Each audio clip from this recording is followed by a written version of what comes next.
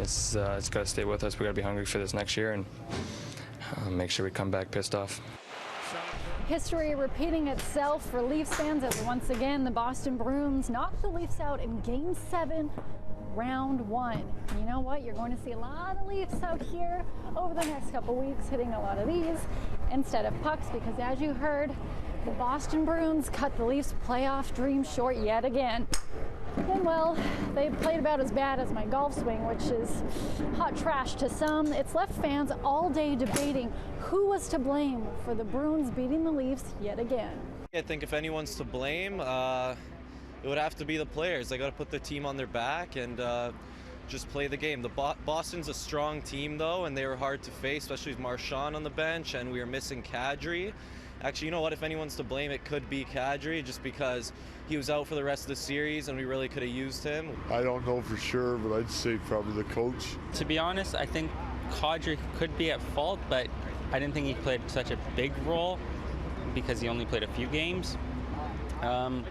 Perhaps Game 7 is just bad luck. Bad luck, bad calls, bad plays, all hot topics right now with Toronto Maple Leafs fans. And as Sportsnet John Shannon explains, they're actually all not wrong. There are multiple reasons why the Leafs failed against the Bruins, and that criticism Mike Babcock is facing, well, he says it's actually a bit warranted.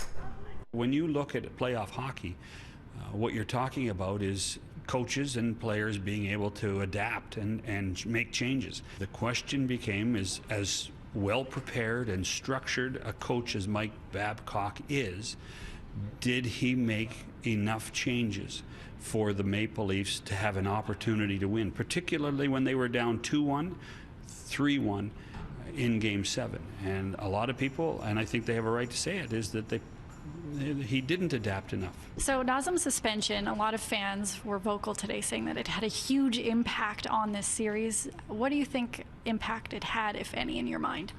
Well, I think it did have an impact. I mean, Nazem Kadri can be one of the most effective players for this hockey club, particularly in the style of hockey against the Boston Bruins. He was starting to play a really good brand of hockey before the incident in Game 2. Did it have an effect?